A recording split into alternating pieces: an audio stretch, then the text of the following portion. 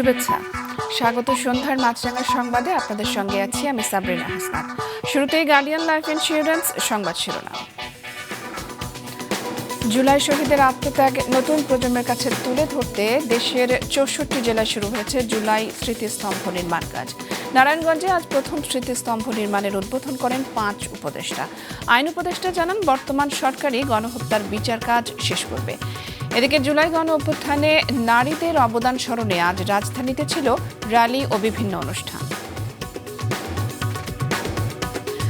BNP এখন চাঁদাবাজদের দল এবং মুজিববাদের পাহারাদারে পরিণত হয়েছে বলে অভিযোগ করেছেন এনসিপির আহ্বায়ক নাহিদ ইসলাম। জুলাই পথযাত্রার ১৪তম দিনে আজ পটুয়াখালীতে এক পথসভায় তিনি একথা বলেন। শেখ হাসিনার তৈরি মাফিয়াতন্ত্র এখনও রয়ে গেছে উল্লেখ করে তিনি বলেন, সেই মাফিয়াতন্ত্রের পাহারাদাররা ক্ষমতায় যাওয়ার জন্য নানা ষড়যন্ত্র করছে।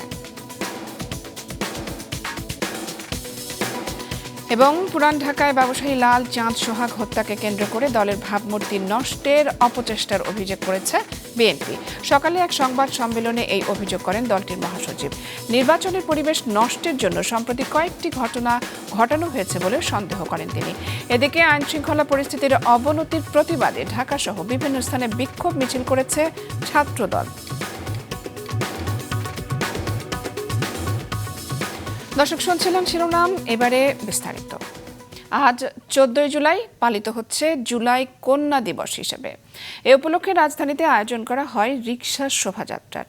নারায়ণগঞ্জে উদ্বোধন করা হয় জুলাই স্মৃতিস্তম্ভের। জুলাইয়ের নারী যোদ্ধাদের তালিকা তৈরি হচ্ছে জানিয়ে উপদেষ্টা শারমিন মুর্শিদ জানিয়েছেন, নারী যোদ্ধারা কেন আড়ালে চলে গেল সেটি খতিয়ে দেখা দরকার রয়েছে। রক্তাক্ত জুলাই অভ্যুত্থানে অবদান রয়েছে শত সহস্র নারীর। তারা নেমে এসেছিলেন রাজপথে, শিকার হয়েছিলেন হামলা, নির্যাতন ও মৃত্যুর। জুলাই পুনর্জাগরণের অনুষ্ঠান মালায় জুলাই কন্যা দিবসে সেই সব নারীদের শ্রদ্ধা জানাতে আজ মানিক মিয়া অ্যাভিনিউতে আয়োজন করা হয় বর্ণাঢ্য রিকশা র্যালির। বেলা ৩:৩০টার দিকে মহিলা ও শিশু বিষয়ক মন্ত্রণালয় আয়োজিত র্যালিটি শুরু হয়। এতে অংশ নেন মহিলা ও শিশু বিষয়ক উপদেষ্টা শারমিন মুর্শিদ এবং মৎস্য ও প্রাণী সম্পদ উপদেষ্টা ফরিদা আক্তার। কেন রিকশা র্যালি? একটা হচ্ছে রিকশাওয়ালাদের সম্মানে তারা যে অবদানটা রেখেছে জুলাইয়ে, সেটা ভুলে গেলে চলবে না। আমাদের অনেক জুলাই কন্যারা বলেছে ওদের জন্য আমরা বেঁচেছি এবং তারা তাদের সম্মানটা রিকশাওয়ালাদেরকে ব্যক্ত করতে চায়। আমাদের এই রিকশাওয়ালা ভাইদেরকে আমাদেরকে সেই সম্মান জানাতে হবে এবং জুলাই কন্যারাই সেই সম্মানটা জানাতে চায়। এর আগে বেলা ২:৩০টার দিকে গণভবনে জুলাই পুনর্জাগরণ অনুষ্ঠান বিষয়ে আয়োজিত সংবাদ সম্মেলনে উপদেষ্টা শারমিন মুর্শিদ বলেন, এত নারী একসাথে আন্দোলনে নামার ইতিহাস বিরল, কিন্তু সেই সব সাহসী নারীরা কেন বর্তমানে মুখ লুকালো সেটি ভেবে দেখার দরকার আছে। আমাদের যে নারী যোদ্ধারা আছে তাদের একটা পূর্ণাঙ্গ চিত্র এবং পূর্ণাঙ্গ তালিকা করার গবেষণার কাজটা আমার মন্ত্রণালয় হাতে নিয়েছে। আর যারা এত সাহসিকতার সাথে যুদ্ধ করলো তারা কেন মুখ লুকিয়ে ফেললো? মেয়েদের উপরে সাইবার স্পেস থেকে অনেক বুলিং হচ্ছে, অনেক আজে বাজে কথা বলা হয়, কিন্তু এই মেয়েরা তো বীর যোদ্ধা। আমি বিশ্বাস করি তারা এটার থেকে বেরিয়ে আসবে। অনুষ্ঠানে উপস্থিত সংস্কৃতি বিষয়ক মন্ত্রণালয়ের উপদেষ্টা মোস্তফা সরোয়ার ফারুকী জানান, আজ থেকে ৪ আগস্ট পর্যন্ত সারা দেশে জুলাই স্মৃতিস্তম্ভ স্থাপন হবে। ৫ জুলাই গণভবন জাদুঘরের আনুষ্ঠানিক উদ্বোধন করা হবে। আমরা বিশ্বাস করি নারায়ণগঞ্জে যেটা শুরু হলো ৪ আগস্টের মধ্যে সারা দেশে এই স্মৃতিস্তম্ভের কাজ শেষ হবে এবং এই স্মৃতিস্তম্ভটা হচ্ছে টেক্সট বেস। আপনারা জানেন যে এবার জুলাইয়ের আন্দোলনে লাইন, টেক্সট, কথা, স্লোগান, কবিতা এগুলো খুব গুরুত্বপূর্ণ ছিল। ওইগুলো দিয়েই এই স্মৃতিস্তম্ভটা তৈরি হচ্ছে। এদিকে আজ নারায়ণগঞ্জে দেশের প্রথম জুলাই স্মৃতিস্তম্ভের উদ্বোধন করেন অন্তর্বর্তী সরকারের ৫ উপদেষ্টা। সেখানে আইন, বিচার ও সংসদ বিষয়ক উপদেষ্টা ডক্টর আসিফ নজরুল বলেন, অন্তর্বর্তী সরকারের আমলেই জুলাই হত্যাকাণ্ডের বিচার করা হবে। আন্তর্জাতিক অপরাধ ট্রাইব্যুনালে ইনশাআল্লাহ যেই গতিতে বিচার এগিয়ে চলেছে, আমি দৃঢ়ভাবে বিশ্বাস করি আমাদের সরকারের শাসন আমলেই এই হত্যাকাণ্ডের বিচার হবে। সন্ধ্যায় জুলাই কন্যা দিবস উপলক্ষে কেন্দ্রীয় শহীদ মিনারে আয়োজন করা হয় সাংস্কৃতিক অনুষ্ঠান ও ড্রোন শো। মৌমিতা জান্নাত, মাছরাঙা সংবাদ, ঢাকা। এদিকে জুলাই গণ অভ্যুত্থানের বর্ষপূর্তিতে জাতীয় কর্মসূচির অংশ হিসেবে কেন্দ্রীয় শহীদ মিনার প্রাঙ্গণে শুরু হয়েছে চলচ্চিত্র প্রদর্শনী এবং উইমেন ডে শীর্ষক কনসার্ট। রাত 10টায় হবে ড্রোন শো। বিএনপি এখন চাঁদাবাজদের দল আর মুজিববাদের পাহারাদারে পরিণত হয়েছে এবং ক্ষমতায় আসার জন্য মরিয়া হয়ে উঠেছে বলে অভিযোগ করেছেন জাতীয় নাগরিক পার্টি এনসিপির আহ্বায়ক নাহিদ ইসলাম। সকালে পটুয়াখালীতে এনসিপির পথসভায় একথা বলেন তিনি। আজ পটুয়াখালী এবং বরগুনায় পথযাত্রা করছে দলটি। দেশ গড়তে জুলাই পদযাত্রা কর্মসূচির 14তম দিনে এনসিপির পদযাত্রা শুরু হয় পটুয়াখালীর জেলা সার্কিট হাউসের সামনে থেকে। দুপুরে নিউ মার্কেট মোড় হয়ে আনুষ্ঠানিকভাবে পদযাত্রা শুরু করে দলটির কেন্দ্রীয় ও আঞ্চলিক নেতাকর্মীরা। গুরুত্বপূর্ণ সড়ক ঘুরে জেলার শহীদ মিনার এলাকায় গিয়ে শেষ হয় পদযাত্রা। পরে সেখানে সমাবেশ করেন তারা। আমরা কোনো এস্টাবলিশমেন্টে বিশ্বাস করি না, আমরা শুধু জনতার এস্টাবলিশমেন্টে বিশ্বাস করি। এনসিপি সাধারণ মানুষের দাবি ও চাহিদার কথা বলে। দাবি দলের দক্ষিণাঞ্চলের মুখ্য সংগঠক হাসনাত আব্দুল্লাহর। পরবর্তী বাংলাদেশে আমাদের অনেক দায়িত্ব রয়েছে, আমাদের উপরে মানুষের ভরসা রয়েছে, আস্থা রয়েছে। মানুষ তখনই অভিযোগ করে যখন ওই মানুষটা থেকে প্রত্যাশা করে। তারা দলটির আহ্বায়ক বলেন, শেখ হাসিনা চলে গেলেও তার তৈরি মাফিয়াতন্ত্র এখনো রয়ে গেছে। সেই মাফিয়াতন্ত্রের পাহারাদাররা ক্ষমতায় যাওয়ার জন্য নানা ষড়যন্ত্র করছে। কিন্তু সেই মুজিববাদী সংবিধান, সেই 72-এর সংবিধানকে টিকিয়ে রাখতে যাচ্ছে এখন বিএনপি। চাঁদাবাজদের দল তৈরি হয়েছে, দল তৈরি হয়েছে, মুজিববাদের নতুন পাহারাদার হিসেবে আবির্ভূত হয়েছে। চাঁদাবাজ এবং মুজিববাদের নতুন পাহারাদার এসেছে, সেই পাহারাদারকেও আপনাদেরকে প্রতিহত করতে হবে। তিনি আরো বলেন, ভবিষ্যৎ বাংলাদেশের রূপরেখা তৈরির জন্যই এনসিপি সাধারণ মানুষের কাছে যাচ্ছে। আপনাদের দ্বারা এসেছি আগামীর বাংলাদেশ আপনারা আমরা একসাথে মিলে কিভাবে তৈরি করতে পারি, সেই রূপরেখা তৈরি করতে। সমাবেশ শেষে বরগুনায় পদযাত্রা ও পথসভা করতে পটুয়াখালী ত্যাগ করেন এনসিপির নেতাকর্মীরা। সাদেকুর রহমান সিদ্দিকী, মাছরাঙ্গা, নিউজ ডেস্ক। এদিকে বিএনপির ভাবমূর্তির পাশাপাশি রাজনৈতিক পরিবেশ নষ্ট এবং জাতীয় নির্বাচনকে বাধাগ্রস্ত করার চেষ্টা চলছে অভিযোগ করে তাদের প্রতিহত করার আহ্বান জানিয়েছেন বিএনপির মহাসচিব। রাজধানী ও সারা দেশে দলটি ও এর অঙ্গ সংগঠন অপপ্রচারের বিরুদ্ধে বিভিন্ন কর্মসূচি পালন করে।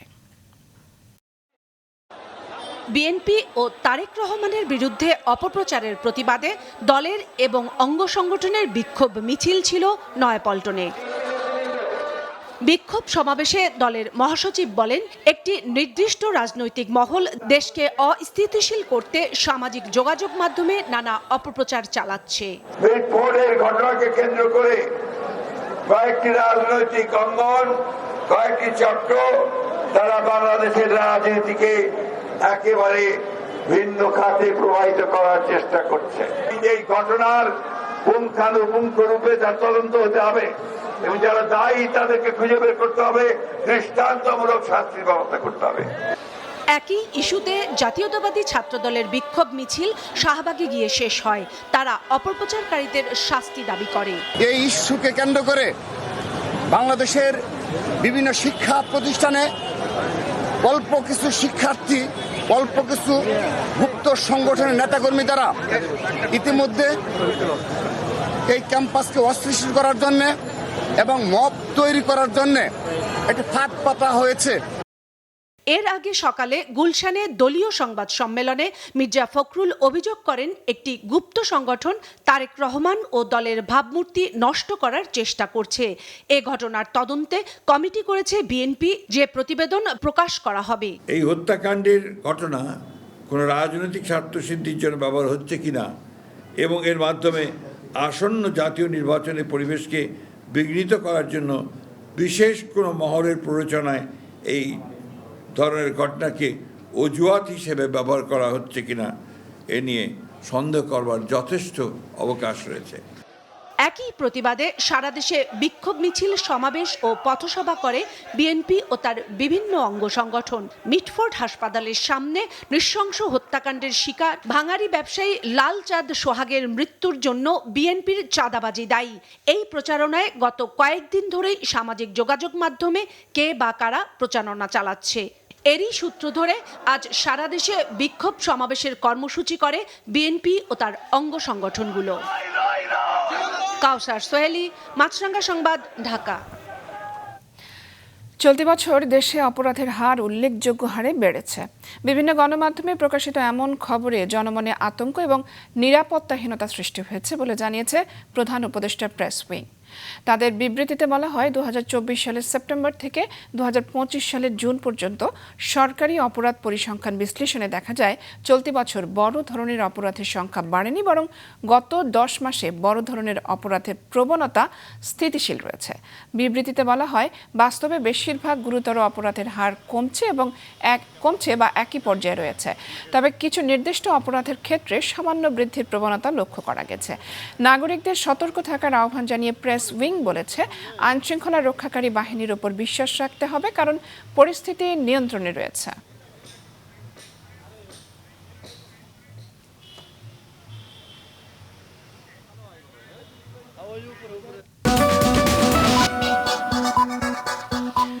দর্শক, আবারও আমন্ত্রণ সন্ধ্যার মাছরাঙা সংবাদে। অন্তর্বর্তী সরকারের প্রধান উপদেষ্টা ডক্টর মোহাম্মদ ইউনূসকে জাতীয় সংস্কারক এবং আবু সাঈদ মুগ্ধসহ 24-এর অভ্যুত্থানের শহীদদের প্রকৃত তালিকা প্রকাশ করে তাঁদের জাতীয় বীর হিসেবে ঘোষণার কেন নির্দেশ দেয়া হবে না তা সরকারের কাছে জানতে চেয়ে রুল দিয়েছে হাইকোর্ট। এক রিটের প্রাথমিক শুনানি নিয়ে বিচারপতি ফাহমিদা কাদের এবং বিচারপতি সৈয়দ জাহিদ মনসুরের সমন্বয়ে গঠিত হাইকোর্ট বেঞ্চ আজ এই রুল দেন। গত ফেব্রুয়ারিতে এই রিটটি করেন ঢাকা সাংবাদিক ইউনিয়নের সদস্য ইমদাদুল হক। আদালতের রিটের পক্ষে শুনানি করেন আইনজীবী মোহাম্মদ আলী জিন্না। রাষ্ট্রপক্ষের শুনানিতে ছিলেন deputy attorney general Shafiqur Rahman এবং সহকারী অ্যাটর্নি জেনারেল ইকরামুল কবির। জুলাই আন্দোলনের সময় 5ই আগস্ট রাজধানীর চাংখারপুলে আনাজ সহ 6 জনকে হত্যার ঘটনায় মানবতাবিরোধী অপরাধের মামলার বিচার শুরু হয়েছে। বিচারপতি মোহাম্মদ গোলাম মর্তুজা মজুমদারের নেতৃত্বে 3 সদস্যের আন্তর্জাতিক অপরাধ ট্রাইব্যুনাল মামলায় সাবেক ডিএমপি কমিশনার হাবিবুর রহমান সহ 8 আসামির বিরুদ্ধে অভিযোগ গঠনের আদেশ দেন। এর আগে সকালে ট্রাইব্যুনালে হাজির করা হয় গ্রেফতার ইন্সপেক্টর আরশাদ, কনস্টেবল মোহাম্মদ সুজন, ইমাজ হোসেন ইমন এবং নাসিরুল ইসলামকে। অন্য আসামি সাবেক ডিএমপি কমিশনার সহ 4 জন পলাতক আছে। ট্রাইব্যুনালে বিচার শুরু হওয়া দ্বিতীয় এই মামলায় 10ই আগস্ট সূচনা বক্তব্য এবং 11ই আগস্ট সাক্ষ্য গ্রহণের দিন ধার্য করা হয়েছে। দুই পক্ষকে শুনানি অন্তে আজকে আন্তর্জাতিক অপরাধ ট্রাইব্যুনাল 1 এই 8 জন আসামির বিরুদ্ধে আনুষ্ঠানিকভাবে অভিযোগ গঠন করেছেন। আজকে তাদেরকে সময় দেওয়া হয়েছে প্রস্তুতির জন্য। আগামী 10 আগস্ট তারিখে প্রসিকিউশনের পক্ষে আনুষ্ঠানিক যে অভিযোগের পরে যে ওপেনিং স্টেটমেন্ট বলে, সেই স্টেটমেন্টের জন্য দিন ধার্য করা হয়েছে এবং 11ই আগস্ট থেকে এই মামলার আনুষ্ঠানিক সাক্ষ্য গ্রহণ শুরু হবে এবং সেই দিন প্রথম সাক্ষ্য গ্রহণ অনুষ্ঠিত হবে। জাতীয় সংসদের সংরক্ষিত নারী আসন বিলুপ্ত করার প্রস্তাব দিয়েছে জাতীয় ঐকমত্য কমিশন। নারী প্রতিনিধিত্ব নিশ্চিতে 33% আসনে সরাসরি মনোনয়ন দেওয়ার কথা বলা হয়েছে। তবে এই প্রস্তাবের বিষয়ে দ্বিমত পোষণ করায় এই বিষয়ে কোনো ঐকমত্য হয়নি। নারীদের জন্য সংসদে সংরক্ষিত আসন আছে 50টি। এই আসনগুলোতে সরাসরি নির্বাচন হয় না। সংসদ নির্বাচনে অর্জিত আসন সংখ্যার অনুপাতে রাজনৈতিক দলগুলোর মধ্যে এই আসন বন্টন হয়। এটি পরিবর্তনের সুপারিশ করে জাতীয় ঐকমত্য কমিশন। রাজধানীর ফরেন সার্ভিস একাডেমিতে কমিশনের দ্বিতীয় পর্যায়ে 13তম দিনের আলোচনা সভায় জাতীয় সংসদের সংরক্ষিত নারী আসন বিলুপ্ত করার প্রস্তাব দেওয়া হয় ঐকমত্য কমিশনের পক্ষ থেকে। পাশাপাশি নারী প্রতিনিধিত্ব নিশ্চিতে 33% আসনে সরাসরি মনোনয়ন দেওয়ার কথা বলা হয়, যদিও প্রস্তাবের বিষয়ে দ্বিমত পোষণ করে বেশ কয়েকটি দল। টার্মস অফ রেফারেন্সের বাইরে যে ঐকমত্য কমিশন প্রতিনিয়ত নতুন নতুন ইনোভেশন নিয়ে আসছে। অনেক দল 33% মনোনয়নের বিষয়ে একমত হলেও নারীদের সরাসরি নির্বাচন করার বাস্তবতা নেই বলেও মতামত দেন। আরও অনেক দিন এই ধরনের নারী সংরক্ষিত আসন রাখতে হবে। তবে এ বিষয়ে ইসলামী দলগুলোর অবস্থান ছিল সরাসরি নির্বাচন করে নারীদের সংসদে আসার সুযোগ করে দেওয়া। যে আসন সংখ্যা যদি বৃদ্ধি করতে হয় আমরা নীতিগতভাবে একমত, তবে সব আসনগুলো নারী পুরুষ সবার জন্য উন্মুক্ত থাকবে। কিন্তু বিএনপি, জামায়াত ও এনসিপি তারা কমিশনের 100 আসনের প্রস্তাবের সাথে একমত হলেও নির্বাচন পদ্ধতি নিয়ে ঐক্যমত্যে আসতে পারেনি। একটা সময়ে এসে আমরা হয়তো দেখব যে সেটা 33% হয়েছে বা তারও বেশি হবে, কিন্তু ওভারনাইট সেখানে জাম্প করা এখন সম্ভব হচ্ছে না। পূর্বেকার এফপিটিপি পদ্ধতিতে সংরক্ষিতভাবে দলগুলোকে অন্তত 15% নারী প্রার্থী দেওয়ার বাধ্যবাধকতার কথা বলেছি। জাতীয় ঐক্যমত্য কমিশনের সহসভাপতি অধ্যাপক আলী রিয়াজ বলেন, জুলাই গণঅভ্যুত্থানকে গণতান্ত্রিক আন্দোলনে রূপান্তরিত করতে নারীদের বলিষ্ঠ ও সক্রিয় ভূমিকা ছিল অপরিহার্য। রাজনৈতিক দলগুলোর কাছ থেকে পাওয়া প্রস্তাব, আমাদের উত্থাপিত প্রস্তাব অর্থাৎ কমিশনের উত্থাপিত প্রস্তাবকে মিলিয়ে সমন্বয় করে আমরা একটি গ্রহণযোগ্য জায়গায় যাওয়ার জন্য চেষ্টা করতে পারব। আগামীকালও নারী আসনের বিষয়ে আলোচনা অব্যাহত থাকবে জানিয়ে আলী রিয়াজ বলেন, জুলাই মাসের মধ্যেই জাতীয় সনদে স্বাক্ষর করতে হবে। নুরুন নাহার উইলি, মাছরাঙা সংবাদ, ঢাকা। যুক্তরাষ্ট্রের আরোপ করা বাড়তি শুল্ক 1 আগস্টের আগেই কমবে বলে আশা প্রকাশ করেছেন বাণিজ্য উপদেষ্টা শেখ বশিরউদ্দিন। এই শুল্ক কমানো নিয়ে যুক্তরাষ্ট্র সফর নিয়ে আজ সচিবালয়ে সংবাদ সম্মেলনে তিনি একথা জানান। উপদেষ্টা বলেন, আরোপিত শুল্ক কমাতে যুক্তরাষ্ট্রের সঙ্গে 2 দফা বৈঠক হয়েছে, তবে পরিস্থিতি এখনও সন্তোষজনক নয়। আগামী সপ্তাহে 3য় দফা বৈঠকের প্রস্তুতি নেওয়া হচ্ছে। গেল 9 জুলাই বাংলাদেশ সহ 14টি দেশের উপর 35% শুল্ক আরোপের ঘোষণা দেন মার্কিন প্রেসিডেন্ট ট্রাম্প। তা কমাতে ওয়াশিংটনে মার্কিন সরকারের প্রতিনিধিদের সঙ্গে আলোচনায় অংশ নেন বাণিজ্য উপদেষ্টা। পানি নেমে যাওয়ায় ফেনী এবং নোয়াখালীর বিভিন্ন স্থানের বন্যা পরিস্থিতির উন্নতি হলেও এখনও পানিবন্দী আছে নিম্নাঞ্চলের অনেক মানুষ। ফেনীর পরশুরাম এবং ফুলগাজী থেকে বন্যার পানি অনেকটা নেমেছে, তবে ছাগলনাইয়া, ফেনী সদর এবং দাগনভূঞা উপজেলার কিছু অংশের লোকালয়ে পানি আছে।